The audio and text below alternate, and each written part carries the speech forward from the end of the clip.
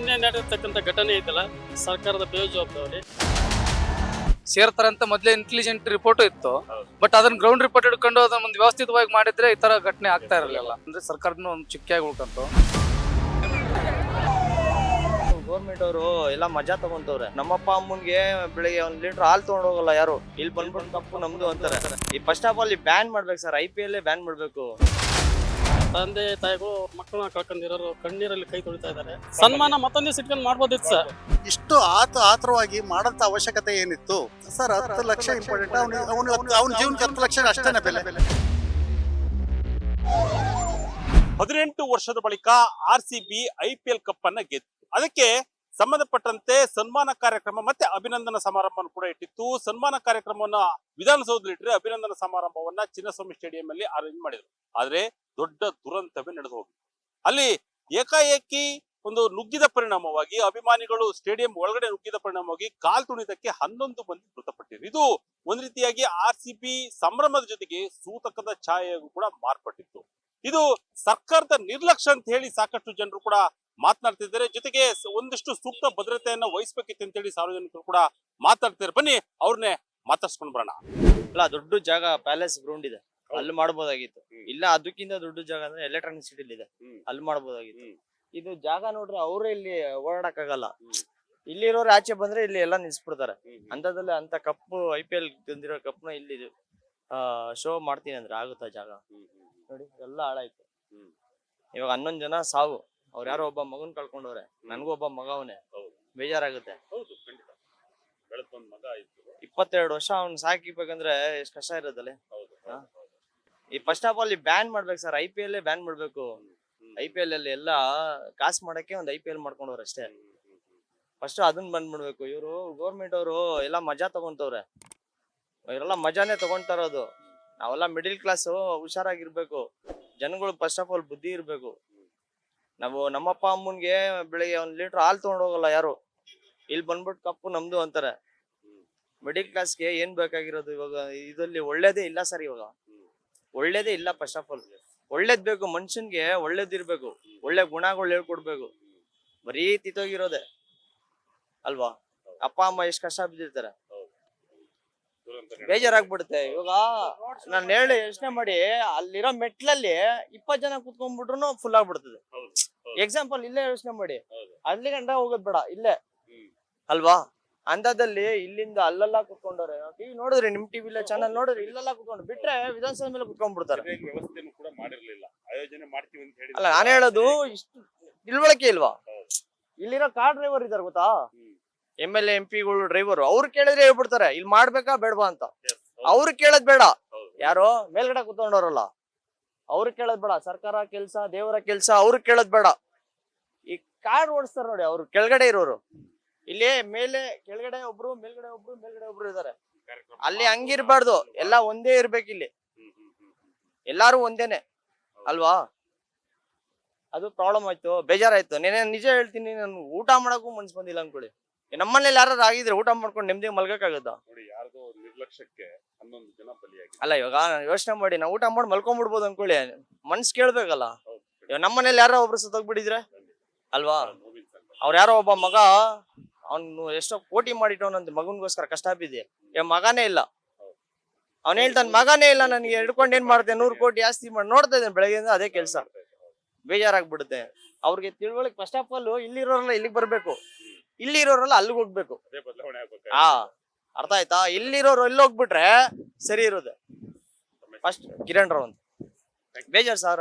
First IPL ban ಮಾಡ್ಬೇಕು. IPL ಇಂದ ಯಾರಿಗೆ ಯೂಸ್ ಇದೆ ಸರ್? ಈಗ ಮ್ಯಾಚ್ ಆಡೋರಿಗೆ ಟ್ಯಾಕ್ಸೇ ಇಲ್ಲ. ಏನಕ್ಕೆ ಸರ್? ನಾವು ಒಂದು ಲೋಟ ಟೀ ಕುಡಿದ್ರೆ ಟ್ಯಾಕ್ಸ್, ಒಂದ್ ಬಿಸ್ಕೆಟ್ ಪಟ್ನ ತಂದ್ರೆ ಟ್ಯಾಕ್ಸ್, ಪೆಟ್ರೋಲ್ ಹಾಕ್ಸಿದ್ರೆ ಟ್ಯಾಕ್ಸ್. ಮ್ಯಾಚ್ ಆಡೋರು ಟ್ಯಾಕ್ಸ್ ಇಲ್ಲ. ಅವನ್ಗೂ ತಿಳುವಳಿಕೆ ಇರ್ಬೇಕು. ಸರ್ ನಾನು ಇವಾಗ ಗೆದ್ದಿದ್ದೀನಿ, ಇವಾಗ ಬರ್ಬಾರ್ದು. ಇಲ್ಲಿರೋರ್ ಬುದ್ಧಿ ಇಲ್ಲ, ಅವನ್ಗೂ ಬುದ್ಧಿ ಇಲ್ಲ, ಇಲ್ಲಿ ಬಂದಿರೋರ್ಗೂ ಬುದ್ಧಿ ಇಲ್ಲ. ಮತ್ತೆ ಯಾರು ಇವಾಗ 11 ಸಾವಿಗೆ ಯಾಕೆ ಕಾರಣ? ಯಾರು ಏನು? ಇವಾಗ ಒಬ್ಬೊಬ್ರಿಗೆ 10 ಲಕ್ಷ ಕೊಡ್ತೀನಿ ಅಂತಾರೆ, ಮರ್ತೋಗ್ಬಿಡ್ತಾರೆ. ಪರಿಹಾರಕ್ಕೆ ಇಲ್ಲಿ ಎಲ್ಲ ಸಾಯ್ತಾರದು. ಇವಾಗ ಇನ್ನೊಂದ್ ಏನಾಗ್ಬಿಟ್ಟಿದೆ, ಒಂದು ಹೊಸ ಶೋಕಿ ಆಗ್ಬಿಟ್ಟಿದೆ. ಬಿಡು, ಬೆಂಗಳೂರಲ್ಲಿ ಏನಾರ ಸತ್ತೋಗ್ಬಿಟ್ರೆ ಪರಿಹಾರ ಕೊಡ್ತಾರೆ. ಪರಿಹಾರ ಕೊಟ್ಟರೆ ಸಾಕು. ಪರಿಹಾರ ಸಾಕಾ? ಜೀವನ ಬೇಡವಾ? ಪರಿಹಾರ ಬೇಕಾ ಜೀವನ ಬೇಕಾ?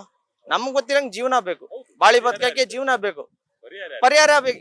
ಇವಾಗ ಹಿಂಗ ಆಗ್ಬಿಟ್ಟಿದ್ರೆ ಯಾರ ಸತ್ತೋಗ್ಬಿಟ್ರೆ ಇವ್ರು ಓಡೋಗ್ಬಿಟ್ಟು ಕಾಸು ಕೊಡೋದು, ಅವ್ರ ಮನೆಯವರೆಲ್ಲ ಈಸ್ಕೊಳ್ಳೋದು, ಅವ್ರ ಮನೆಯಲ್ಲೇ ಗಲಾಟೆ. ಇವ್ರು ಮಾಡೋ ಅಲ್ಕೆ ಕೆಲ್ಸಗಳಿಗೆ ಮನೆಯಲ್ಲಿ ಇರೋರಿಗೆ ಗಲಾಟೆ, ಅವ್ರ ಮನೆಯಲ್ಲಿ ಅಂಡರ್ಸ್ಟ್ಯಾಂಡಿಂಗ್ ಹೋಗ್ಬಿಡ್ತದೆ.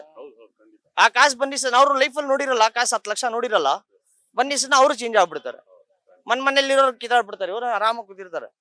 ಓಕೆನಾ? ಫಸ್ಟ್ ಇದು ಹೇಳಿದ್ನಲ್ಲ, ಇಲ್ಲಿರೋರೆಲ್ಲ ಇಲ್ಲಿ ಬರ್ಬೇಕು, ಇಲ್ಲಿರೋರೆಲ್ಲ ಅಲ್ಲಿಗೆ ಹೋಗ್ಬೇಕು. ಅವ್ರ ಮಾತ್ ಕೇಳ್ಬಾರ್ದು ನಾವು, ಇಲ್ಲಿರೋರ್ ಮಾತ್ ಕೇಳ್ಬೇಕು. ಅವಾಗ ನೋಡಿ ಉದ್ಧಾರ ಆಗುತ್ತೆ.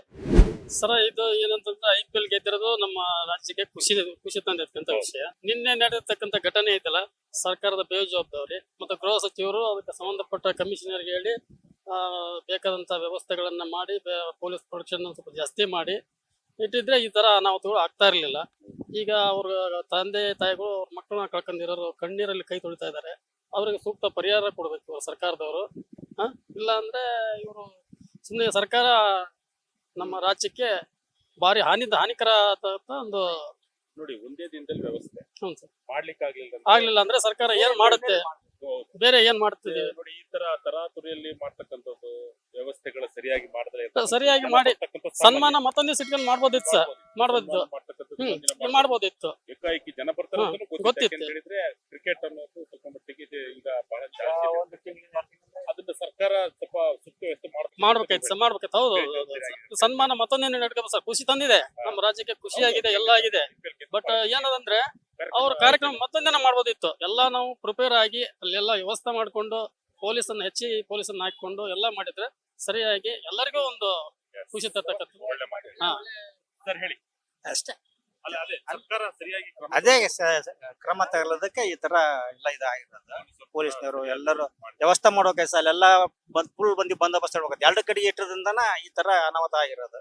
ಪಾಪ ಅವರೆಲ್ಲ ಅದರ ಸಣ್ಣ ಮಕ್ಕಳು ಹೆಣ್ಮಕ್ಳು ಅವರೆಲ್ಲ ಬಂದವ್ರು ಆಗ ಗಲಾಟೆ ಅದನ್ನು ನೋಡಿ ಸಿಕ್ಕಾಬಟ್ಟೆ ನೂಕ್ಲು ಆಮೇಲೆ ಅಲ್ಲಿ ಇದನ್ನ ಮಾಡಿದ್ರಲ್ಲ ಸರ್, ಅಲ್ಲಿ ಪೂರ್ತಿ ಒಂದು ಪೊಲೀಸ್ ವ್ಯವಸ್ಥೆ ಮಾಡಿ ಒಂದು ಲೈನ್ ಮಾಡಿ ಬಿಡ್ಬೋದಿತ್ತು. ಅಷ್ಟೆಲ್ಲ ಜನ ಸೇರ್ತೈತಿ ಅನ್ನೋದು ಇವ್ರಿಗೆ ಗೊತ್ತಿರ್ತತ, ಮಾಡ್ಬೋದಿತ್ತಲ್ಲ, ಯಾಕೆ ಮಾಡ್ಲಲ್ಲ ಅಂತ. ನಿರ್ಲಕ್ಷ್ಯ ಮಾಡ್ತಾರೆ. ಹೌದು, ಇದು ಸರ್ಕಾರದ ನಿರ್ಲಕ್ಷ್ಯನ ಒಂದ್ ಕಡೆಗೆ ಆಗುತ್ತೆ. ಅದು ಹೆಂಗಿದೆ ಅಂದ್ರೆ ಈಗ ಅದು ಫಸ್ಟ್ ಮುಂಚಿತವಾಗಿ ಎಲ್ಲ ಗೊತ್ತಿದೆ ನಮ್ಮ ರಾಜ್ಯದಲ್ಲಿ ಈ ತರ 18 ವರ್ಷದಿಂದ ಇದಾಕಂತ ಒಂದು ಈ ಸಲ ವಿನ್ ಕಪ್ ಗೆದ್ದಿಲ್ಲ ಅಂತ ಅಂದು ಇದು ಸೇರ್ತಾರೆ ಅಂತ ಮೊದ್ಲೇ ಇಂಟೆಲಿಜೆಂಟ್ ರಿಪೋರ್ಟ್ ಇತ್ತು. ಬಟ್ ಅದನ್ನ ಗ್ರೌಂಡ್ ರಿಪೋರ್ಟ್ ಹಿಡ್ಕೊಂಡು ಅದನ್ನ ಒಂದು ವ್ಯವಸ್ಥಿತವಾಗಿ ಮಾಡಿದ್ರೆ ಈ ತರ ಘಟನೆ ಆಗ್ತಾ ಇರಲಿಲ್ಲ. ಅದನ್ನ ತಗೊಂಡ್ ಮಾಡಿದ್ರೆ ಈ ತರ ಏನು ಅನಾಹುತ ಆಗ್ತಾ ಇರಲಿಲ್ಲ. ಈ ತರ ತಂದೆ ತಾಯಿಗಳಿಗೆ ಈಗ ನೋವು ಪಡ್ತಾ ಇರ್ಲಿಲ್ಲ. ಆಮೇಲೆ ಇದೊಂಥರ ಹೆಂಗಂದ್ರೆ ಇದೊಂದು ಚಿಕ್ಕಾಗಿ ಉಳ್ಕೊಂಡ್ಬಿಡ್ತೀವಿ. ಈ ಸರ್ಕಾರದ ಘಟನೆ ಆಗಿದ್ದೊಂದು ಏನಾಯ್ತು ಅಂದ್ರೆ ಸರ್ಕಾರದಿಂದ ಒಂದು ಚಿಕ್ಕಾಗಿ ಉಳ್ಕೊಂತು. ಇದನ್ನ ನೀಟಾಗಿ ವ್ಯವಸ್ಥೆ ಮಾಡಿದ್ರೆ ಈ ತರ ಘಟನೆ ತಪ್ಪಿಸಬಹುದಾಗಿತ್ತು. ಸರ್ ಆಕ್ಚುಲಿ ಇಷ್ಟು ಜನ ಸೇರ್ತಾರಂತ ಯಾರಿಗೂ ಗೊತ್ತಿರ್ಲಿಲ್ಲ, ಸರ್ಕಾರಕ್ಕೂ ಗೊತ್ತಿರ್ಲಿಲ್ಲ, ಪೊಲೀಸ್ ಡಿಪಾರ್ಟ್ಮೆಂಟ್ಗೂ ಗೊತ್ತಿರ್ಲಿಲ್ಲ. ಇದು ಇದ್ದಕ್ಕಿದ್ದಾಗೆ ಜನಗಳು ಕ್ಲೌಡ್ ಆಗಿದೆ. ಹೆಂಗಾಯ್ತಪ್ಪ ಅಂತಂದ್ರೆ ಈ ರಾತ್ರಿ ಎಲ್ಲ ಅವರು ಖುಷಿ ಸಂಭ್ರಮ ಆಚರಣೆ ಮಾಡಿದ್ರು. ನಮ್ಮ RCB ಗೆದ್ದಿದ್ಕೆ ಅದೇ ಖುಷಿಯಲ್ಲಿ ಏನೇನ್ ಮಾಡ್ಬಿಟ್ರು, ಅವ್ರಿಗೆ ಒಂಥರ ರಜಾ ಸಿಕ್ಕಂಗಾಯ್ತು.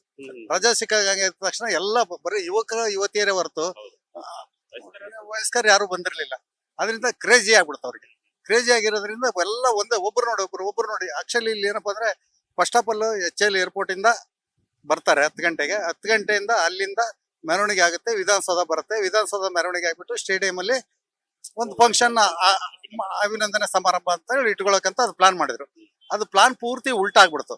ಅದಾದ್ಮೇಲೆ ಏನಾಯ್ತು ಅಂದ್ರೆ ಕೆಲವರಿಗೆಲ್ಲ ಪಾಸ್ ಸಿಗುತ್ತೆ, ಗೊಂದಲ ಆಯ್ತು. ಆಮೇಲೆ ನೋಡಿದ್ರೆ ಪಾಸ್ ಇಲ್ಲ ಅಂದ್ ಕೂಡಲೇ ಏನ್ ಮಾಡ್ತು, ಇದ್ದಿದ್ದು ಜನಗಳಿಗೆ ಏನಾಯ್ತು, ಪಾಸ್ ಇಲ್ಲ ಅಂತ ನಾನು ಹೋಗ್ಬೋದು ಅಂತ ಹೇಳಿ ಎಲ್ಲ ಒಂದೇ ಸರ ಇಲ್ಲಿದ್ದಾರೆಲ್ಲ ಸ್ಟೇಡಿಯಂ ಮುಗ್ಬಿಟ್ರು.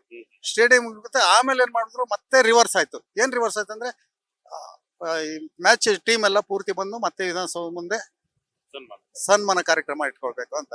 ಸನ್ಮಾನ ಕಾರ್ಯಕ್ರಮ ಮತ್ತೆ ಅಲ್ಲಿರೋ ಜನ ಎಲ್ಲ ಏನ್ ಮಾಡ್ತು, ಒಂದೇ ಸಲ ನುಗ್ಲಾಕ್ಬಿಟ್ಟು ಈ ಕಡೆ ಬಂತು. ಇಲ್ಲಿಂದ ಏನ್ ಮಾಡಿದ್ರು, ಮತ್ತೆ ಸ್ಟೇಡಿಯಂಗೆ ಹೋಗ್ತಾರ ಅಂತ ಹೇಳ್ಬಿಟ್ಟು ಮತ್ತೆ ಜನಗಳಿಗೆ ಗೊಂದಲ ಶುರುವಾಯ್ತು.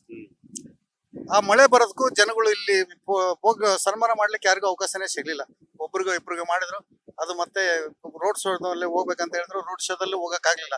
ಹಿಂದ್ಗಡೆಯಿಂದ ಬಸ್ಸಲ್ಲಿ ಕುಂದಿರ್ಸ್ಕೊಂಡು ಹಿಂದ್ಗಡೆಯಿಂದ ಸೀದಾ ಸ್ಟೇಡಿಯಂ ಕರ್ಕೊಂಡು ಹೋಗ್ಬಿಟ್ಟು ಸ್ಟೇಡಿಯಂ ಬರ್ತಾರ ಅಂದ್ಬಿಟ್ಲೆ ಅಲ್ಲೇನ್ ಮಾಡಿದ್ರು, ಗೇಟ್ಗಳು ಯಾರು ಓಪನ್ ಮಾಡ್ಲಿಲ್ಲ. ಅಲ್ಲಿ ಇದ್ದಿದ್ದೇ 3-4 ಗೇಟ್. ಎಲ್ಲ ಕಡೆ ಗೇಟ್ ಓಪನ್ ಮಾಡಿದ್ರೆ ಜನಗಳು ಶಾಂತವಾಗಿ ಒಳಗಡೆ ಹೋಗ್ಬಿಟ್ಟಿರೋರು. ಅಲ್ಲಿ ಗೇಟ್ಗಳು ಓಪನ್ ಮಾಡ್ಲಿಲ್ಲ. ಗೇಟ್ ಓಪನ್ ಆದಾಗ ಅವ್ರಿಗೆ ಇನ್ಫಾರ್ಮೇಶನ್ ಇಲ್ವಲ್ಲ ಸ್ಟೇಡಿಯಂನವ್ರಿಗೆ. ಅವ್ರನ್ನ ಜನಗಳು ಹೆಂಗ್ ಒಳಗಡೆ ಬಿಡ್ತೀರಿ? ಅವ್ರಿಗೂ ಗೊಂದಲ ಆಗುತ್ತೆ. ನಾಳೆ ಅವ್ರ ಮೇಲೆ ಒಂದು ಅವ್ರಿಗೆ ಏನಾರ ಹೆಚ್ಚು ಕಡಿಮೆ ಆದ್ರೆ ಅವ್ರಲ್ಲಿ ವರ್ಕರ್ಸ್ಗೆಲ್ಲ ಅವ್ರಿಗೂ ತೊಂದರೆ ಆಗುತ್ತೆ. ಆತರ ಇದನ್ನ ಮಾಡ್ಬಿಟ್ಟು ಪೊಲೀಸ್ನವ್ರು ಏನ್ ಮಾಡ್ಬಿಟ್ರು, ಕೊನೆಗೆ ಅಲ್ಲಿ ಜನ ತಾಳಾರ್ದೆ ಲಾಠಿ ಚಾರ್ಜ್ ಮಾಡಾಕ್ತಾರೆ. ಲಾಠಿ ಚಾರ್ಜ್ ಒದೆ ತಿನ್ಗುಳಾರ್ದೆ ಜನಗಳು ದಿಕ್ಕಾಪಲ ಓಡಾಗಿದ್ರು. ದಿಕ್ಕಾಪಲ ಓಡಾಗ ತಕ್ಷಣ ಏನಾಯ್ತು, ಒಬ್ಬರ ಮೇಲೆ ಒಬ್ರು ಬಿದ್ರು, 100 ಜನಗಳಿಗೆ ಏಟಾಯ್ತು, 10 ಜನ ಸತ್ತೋದ್ರು. ಇದಕ್ಕೆಲ್ಲ ಹೊಣೆ ಯಾರು ಸರ್? ಹೊಣೆ ಯಾರು? ಇವತ್ತು ಅವರು ಸರ್ಕಾರ ಈಸಿಯಾಗಿ 10 ಲಕ್ಷವನ್ನ ಕೊಟ್ಟು ಬಿಡುತ್ತೆ ಸರ್. 10 ಲಕ್ಷ ಇಂಪಾರ್ಟೆಂಟ್. ಅವನ ಜೀವನಕ್ಕೆ 10 ಲಕ್ಷ ಅಷ್ಟೇನೆ ಬೆಲೆ.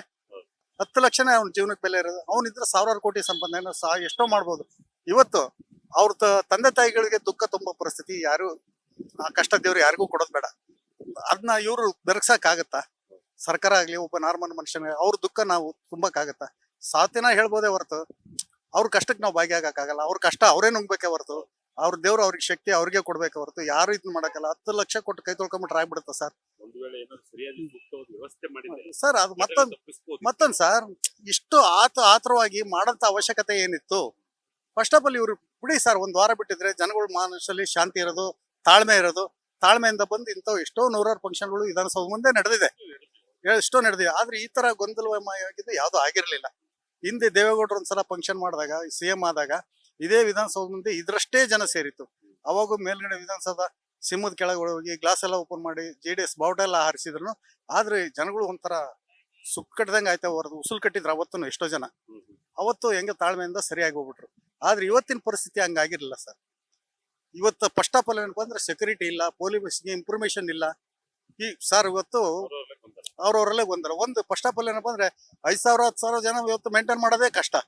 3-4 ಲಕ್ಷ ಜನ ಮೇಂಟೈನ್ ಮಾಡ್ಬೇಕಂದ್ರೆ ಯಾಕೆ ಸಾಧ್ಯ? ನೋಡಿ ಸರ್, ಇವತ್ತು ಅಲ್ಲಿ ಒಬ್ಬ ಬಾವುಟ ಇಟ್ಟಿದ್ದಾನೆ, ಅಲ್ಲೇ ಬಾವುಟ ಇದೆ, ಅಲ್ಲಿವರೆಗೂ ಹೊತ್ತಿದ್ದಾರೆ.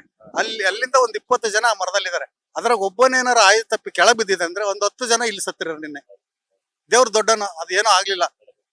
ದೊಡ್ಡ ದುರಂತ ತಪ್ಪಿದೆ. ಅಷ್ಟಪ್ಪಾಗಿ ಎಲ್ಲ ನೋಡಿ ಸರ್, ಇದೆಲ್ಲ ಹಾಳು ಮಾಡಿದ್ದೇನಪ್ಪ ಅಂದ್ರೆ ನಮ್ಮ ಬಸವಣ್ಣ ಕೆಂಪೇಗೌಡ ಸ್ಟ್ಯಾಚು ಮೇಲೆ ಸುಮಾರು ಒಂದು 100 ಜನ ಹತ್ತಿಬಿಟ್ರು. ಇದ್ರ ಮೇಲೆ 100 ಜನ ಹತ್ತಿದ ಮೇಲೆ ಪೊಲೀಸ್ನವ್ರು ಬಂದು ಲಾಠಿ ಚಾರ್ಜ್ ಮಾಡಿದ್ಮೇಲೆ ಎಲ್ಲ ಓಡ್ ಬಂದು ಇದ್ರ ಮೇಲೆ ಬಿದ್ರು, ಕಂಬಿ ಮೇಲೆ ಬಿದ್ದು ಹಾಳಾಗಿ ಹೋಗ್ಬಿಟ್ಟು. ಆಮೇಲೆ ನೋಡಿ ಗಿಡ ಮರಗಳು ಸುಮಾರು ಈಗ ನಮ್ಮ ಗಾರ್ಡನ್ ಡಿಪಾರ್ಟ್ಮೆಂಟ್ 10 ವರ್ಷದಿಂದ ಕಷ್ಟಪಟ್ಟಿದ್ರು. 10 ವರ್ಷದಿಂದ ಕಷ್ಟಪಟ್ಟು ಸಾಕಿದಂತ ಗಿಡಗಳು ಮರಗಳನ್ನೆಲ್ಲ ಇವತ್ತು ವಿತಿನ್ 3-4 ಅವರ್ಸ್ ಎಲ್ಲ ಹಾಳಾಗಿ ಹೋಯ್ತು ವಿಧಾನಸೌಧ. ಫಸ್ಟ್ ಆಫ್ ಆಲ್ ನಿಮ್ ಕೈ ಮುಗಿದು ಕೇಳ್ಕೊಳ್ತಿದ್ದೀನಿ ಸರ್, ಇಂಥ ದೊಡ್ಡ ಫಂಕ್ಷನ್ಗಳನ್ನ ವಿಧಾನಸೌಧ ಮುಂದೆ ಇಡಬೇಡಿ.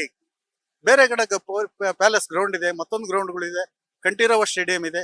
ಎಷ್ಟು ಜನ ಬಂದ್ರು ನೀವು ಅವಾಯ್ಡ್ ಮಾಡುವ ಅಂತ ಜಾಗದಲ್ಲಿ ಫಂಕ್ಷನ್ಗಳು ವಿಧಾನಸೌಧ ಮುಂದಿಟ್ರೆ ಇವತ್ತಲ್ಲಿ ಕೆಂಪೇಗೌಡ ಅವತ್ತು ನಮ್ಮ ಯಾರು ಕೆಂಗಲ್ ಹನುಮಂತರು ಕಷ್ಟ ಬಿದ್ದು ಕಟ್ಟಿರೋ ವಿಧಾನಸೌಧ ಇದು. ಇವತ್ತು ಲಕ್ಷಾಂತರ ಜನ ಇದ್ರಲ್ಲಿ ಅನ್ನ ತಿಂತಾರೆ.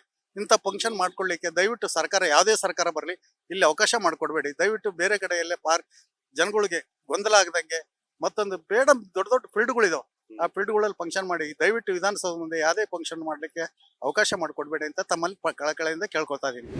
ನಿರ್ಲಕ್ಷ್ಯ ಏನ್ ಸರ್, ನಮ್ಮ ಅಭಿಪ್ರಾಯ ರಾಜಕಾರಣಿಗಳಿಂದ ಅಭಿಪ್ರಾಯ ಅಂತ ಅನಿಸುತ್ತೆ.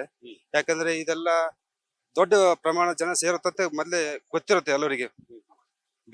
ಮಾಡ್ಕೋಬೇಕು ಶಿಸ್ತಿನ ಸಿಪ್ಪೆ ಎಲ್ಲ, ಏನಾಗುತ್ತೆ ಇಲ್ಲಿ ಏನಿಲ್ಲ ಅಂತೆಲ್ಲ ಮಾಡ್ಕೋಬೇಕಾಗಿತ್ತು ಅವರೆಲ್ಲ. ಯಾಕಂದ್ರೆ ನಮ್ಮ RCB ಅಂದ್ರೆ ಟೋಟಲಿ ಒಂದು ಪ್ರಾಣನೇ ಕೆಲವೊಬ್ರಿಗೆ. ಅದ ಆಲ್ಮೋಸ್ಟ್ ಅದು ನೋಡ್ಬೇಕನ್ನೋ ಆಸೆ ಎಲ್ಲರಿಗೂ ಇರ್ತದೆ. ಅದು ಸಾಮಾನ್ಯ ಇದ್ದೇ ಇರುತ್ತೆ. ಇನ್ನು ಕೆಲವರು ಜಾಸ್ತಿನೇ ಇರುತ್ತೆ. ಅದು RCB ಊಟ ಬಿಟ್ಟವ್ರು ಬಹಳ ಜನ ಅದಾರೆ, ನಿದ್ದೆ ಬಿಟ್ಟರೆ ಬಹಳ ಜನ ಅದಾರೆ, ದುಡ್ಡು ಬಿಟ್ಟರೆ ಬಹಳ ಜನ ಅದಾರೆ. RCB ಬರ್ಲೇಬೇಕು, ಏನೇ ಅಲ್ಲಿ ಬರ್ಲೇಬೇಕು. ಈ ವಿದ್ಯಾಭ್ಯಾಸ ಬಿಟ್ಟು ಎಲ್ಲ ಮಠ ಮನಿ ಬಿಟ್ಟು RCBನೇ ಬರ್ಬೇಕು ಅನ್ನೋ ಒಂದು ದೇವಸ್ಥಾನದಲ್ಲಿ ಕೂತು ಪೂಜೆ ಮಾಡ್ತಾರೋ ಇದಾರೆ. ಕಪ್ಪು ಖುಷಿ ಬತ್ತು, ಆ ಖುಷಿಯಿಂದ ಆಗಿರುತ್ತೆ. ಬಟ್ ಬೇಕಲ್ಲ, ಇಲ್ಲಿ ಶಿಸ್ತು ಎಲ್ಲ ಬೇಕಲ್ಲ, ಇಲ್ಲಿ ಜವಾಬ್ದಾರಿ ಅಭಿಮಾನಿಗಳು ಬೇಕು ಅಂತೀರಾ? ಯಾಕಂತ ಹೇಳಿದ್ರೆ ಫ್ಯಾನ್ಸ್ ಸರ್ ಖುಷಿ ಆ ಟೈಮ್ ವರ್ತನೆ ಮಾಡ್ತಕ್ಕಂಥದ್ದು ಆ ಥರದ್ದು ಏನಾದ್ರು ಸರ್, ಖುಷಿ ಆ ಟೈಮಲ್ಲಿ ಏನ್ ಮಾಡತ್ತಂತ ಗೊತ್ತಾಗಲ್ಲ. ಒಂದ್ ರೀತಿ ದಾಂಧಲೆ ಆಗುತ್ತೆ, ಒಂದ್ ರೀತಿ ಖುಷಿನೇ ಆಗುತ್ತೆ. ಖುಷಿ ಹಚ್ಚ ಏನಾದ್ರೂ ಆಗ್ಬೋದು ಅಲ್ಲಿ, ಈ ರೀತಿ ಆಗ್ಬೋದಲ್ಲ ಅಂತ ಅವ್ರು ವಿಚಾರ ಮಾಡ್ಕೊಂಡು ಇಲ್ಲಿ ಶಿಸ್ತಿಂದ ಏನಾದ್ರು ಒಂದು ವಿಚಾರ ಇಟ್ಕೊಂಡು ಇಲ್ಲಿ ಏನಾದ್ರು ಮಾಡಿದ್ರೆ ನಮಗೂ ಒಂದ್ ರೀತಿ ಚಲೋ ಅನಿಸ್ತಿತ್ತು. ಹೌದು, ಈಗ ನಮ್ ಟೀಮ್ ಬರುತ್ತೆ, ನಾವು ಮೀಟ್ ಆಗ್ಬೇಕು, ನಾವು ನೋಡ್ಬೇಕು, ಮಾತಾಡ್ಸ್ಬೇಕನ್ನೋ ಕಾತುರ ನಮ್ಗೆ ಜಾಸ್ತಿ ಇರುತ್ತೆ. ಆ ಒಂದು ಹೆಚ್ಚಿನ ಇರ್ಬೇಕಾಗಿತ್ತು ಅಭಿಪ್ರಾಯ. ಅಭಿಮಾನಿಗಳು ಇರ್ತದಿಲ್ಲ ನನಗಿಲ್ಲ, ಅಷ್ಟು ಓವರ್ ಆಗಿಬಿಡ. ಆಮೇಲೆ ಬಟ್ ಇಷ್ಟು ಜನ ಇರ್ತಾರಲ್ಲ ಓವರ್ ಆಗಿದೆ ಅದು. ಅಲ್ಲೇ ಮನೆಯಲ್ಲೇ ಖುಷಿ ಪಡಬಹುದಿತ್ತಲ್ಲ, ಇಲ್ಲಿ ಬರೋ ಅವಶ್ಯಕತೆ ಇದ್ದಿದ್ದಿಲ್ಲ.